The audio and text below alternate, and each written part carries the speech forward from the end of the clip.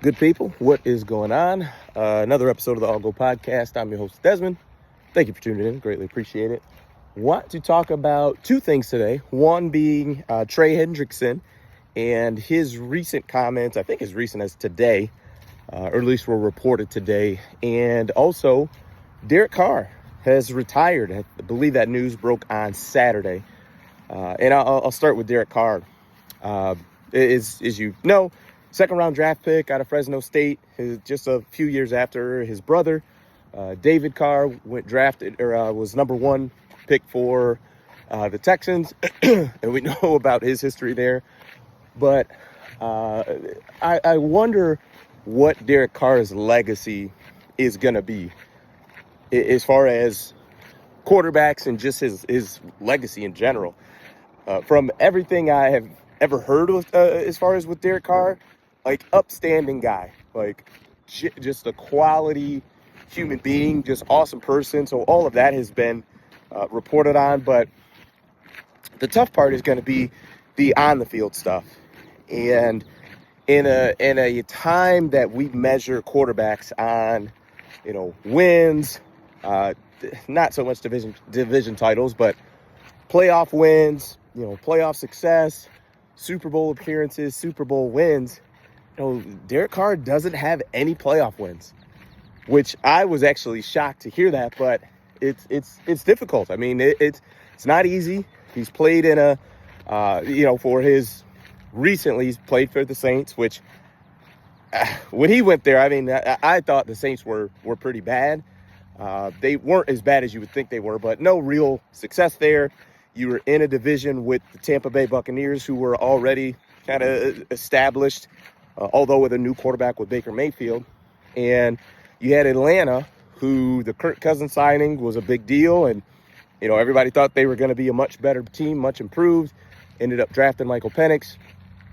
And then before that was out, with the Raiders. And you've got the Chiefs in that division. You've got the Chargers in that division.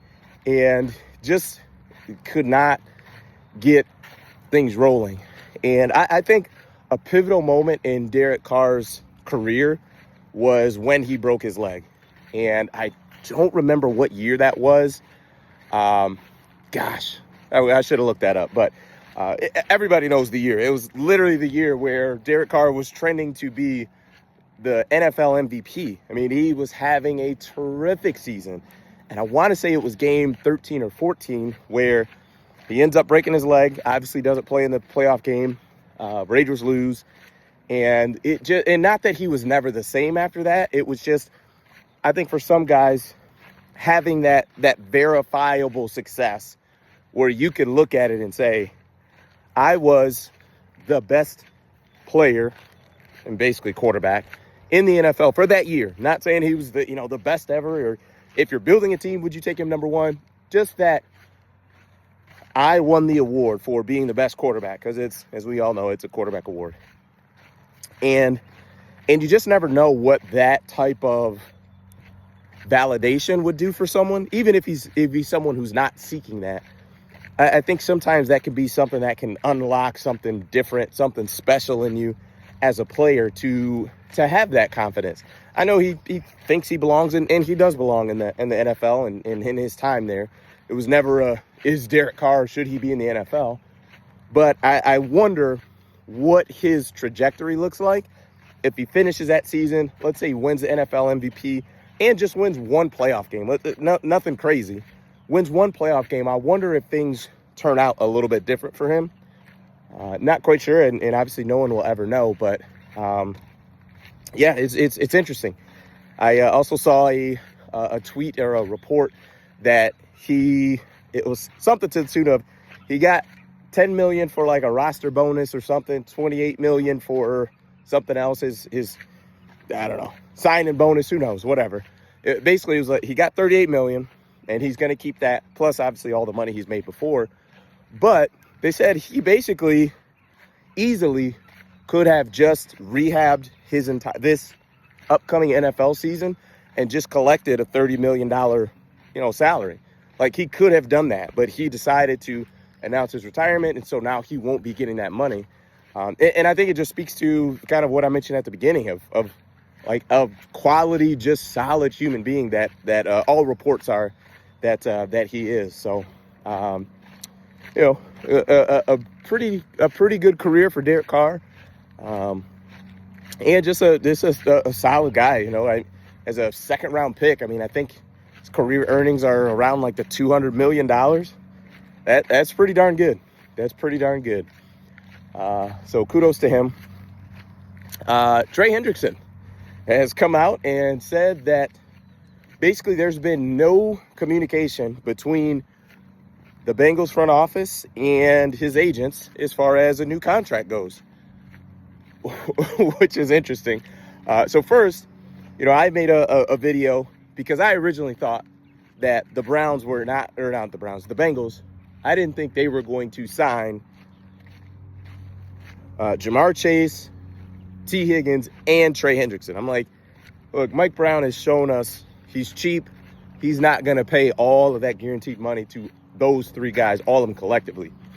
Well, then they signed T. Higgins, they signed Jamar Chase at the same time, and right before they signed them, the reports out of Cincinnati was, no, we're going to sign all three of these guys. We're gonna sign them. So I actually came on the channel and was like, hey, I was wrong. I thought Mike Brown was bluffing and just kind of, you know, kind of not coach speak, but owner speak, just, you know, kind of canned response. And so I said I was wrong, but now it sounds like I was not wrong. But once again, I mean, Trey Hendrickson is perceived to be back on the trading block, which if you're Cincinnati and you wanted to do that, the best time to do that would have been before the draft, because now let's just say, for sake of discussion, that you do end up trading him. Well, you're not going to get any return on him for 330 days. Whereas if you would have traded him before the draft or even during the draft, you can get some type of production this football season. So it just goes back to, you know, as much kind of goodwill as he built up with signing T and Jamar, you just give it all back with Trey Hendrickson. And I do think there is an argument to be made that, listen, the defense was pretty bad, even though he was there last year. And I do understand that. But my thought would be, okay, great. Well, why are you holding on to him if you feel that way? Like, I just don't get it. I mean, you probably could have got a 2 and a 3 for Trey Hendrickson, maybe 2 2s.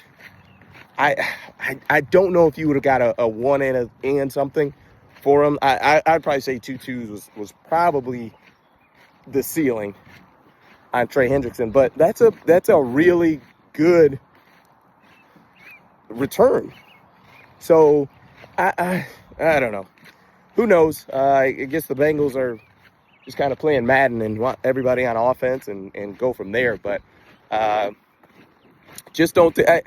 You can operate however you want, but I just don't think it's a good look for someone who's been with your organization for as long as he has been, that you essentially no communication, which is what he said.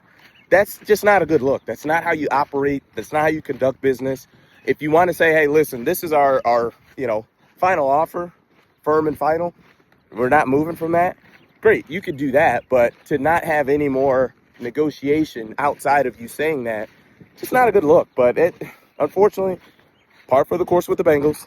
Want to be cheap, don't operate well, just not great. So it'll be interesting to see how the story develops. Maybe Trey Hendrickson just folds and says, hey, whatever, I'll take what you guys gave me, that offer, and go from there. But who knows? Maybe this thing gets ugly and gets into training camp and he's holding out and goes from there. So only time will tell. That is it for me. Peace.